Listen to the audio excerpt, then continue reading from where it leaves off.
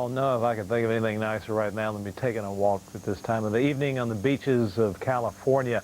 Such nice conditions right along the coast, and unlike some of you have seen a lot of stormy conditions. I'm Bob Child. Thanks for joining us here at the Weather Channel for Weather Center. Let's begin in the west. Look at some high temperatures today. We've seen a lot of heat in the desert southwest, and that'll continue. That's perfectly normal. 107 for your high in Las Vegas, 102 in Phoenix. Cooler towards Seattle and Portland in the mid, maybe upper 60s. We're going to see that warm up. You look at the 79 in Medford. There's warm air that wants to come in, but with the attendant cloud cover and shower activity, that's what's kept you cool. Even Denver seeing 98 degrees and scattered thunderstorms through this region. Let's take a look at the current conditions, and we'll talk more about those thunderstorms popping down low and around Phoenix with the latest radars as well. Still very balmy in Denver, 80 degrees, 77 in Albuquerque, 83 in Phoenix. But your temperature definitely is coming crashing down with the storms coming overhead, and I don't think you mind that breaking the heat. 96 in Las Vegas. You wish you had some thunderstorms to break the heat.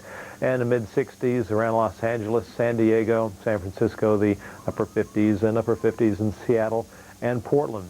With the dew points, which I don't show you very often for the west, we're looking at the moisture rising up and coming into this region, so we get some instability with the heating of the day, and these storms fire up. The other portion thing that we're going to be talking about in the Midwest is the moisture coming up into the high plains and the front range of the Rockies, because that activity bringing the showers to the Pacific Northwest and the cooler air is running. It is literally a collision with that warm, moist air on the plains, and that sets the stage for the potential, anyway, for strong storms. This rain, very light. Accumulations very light. These storms dropping some locally heavy rains, flash flood warnings in Gila and Maricopa County to talk about. We'll begin with the view out of Portland. You can see the actual counterclockwise spin with the low pressure system coming in with the frontal boundary, helping to bring that moisture and light rain activity through the area. But here's where we have the chance that we have some flash flood warnings. The thunderstorms around New Mexico and even around Clovis have died out. But around Phoenix, there you look at a very impressive line of storms coming off the rim country and still spreading some pretty good heavy rainfall, and of course a concern for flash flooding, and never, especially at night, try to cross flooded roadways. In fact, most deaths or injuries occur by just that, crossing at night when you don't have visibility factors to see very well. Winds still very gusty through this region with the thunderstorms overhead and blowing dust around if you're not getting the rainfall.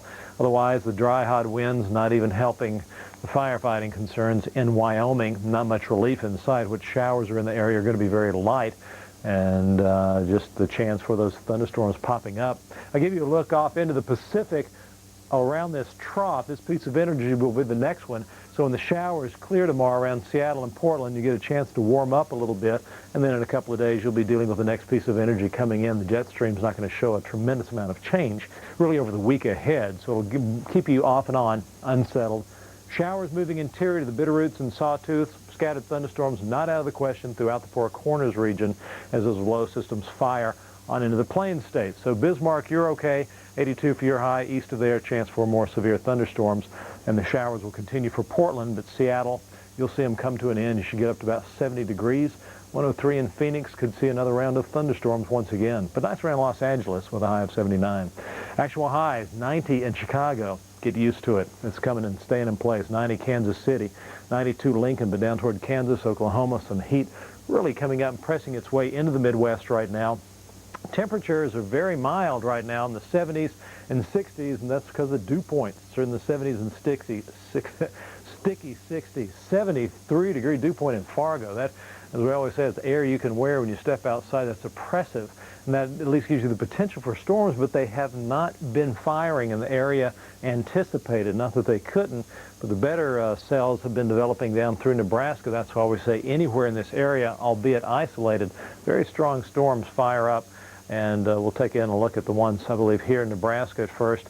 Dying down, but still some little renegade cells holding together, pushing on off, maybe affecting O'Neill. I don't know if they'll hold together for Norfolk later on this evening, but they still have the potential to continue growing and firing and moving on off to the east. These storms now exiting the radar screen up through the Red Lake region. Those strong storms have been the only one up through that region. And still some pretty good thunderstorms going right down Interstate 75, at least lining either side of it.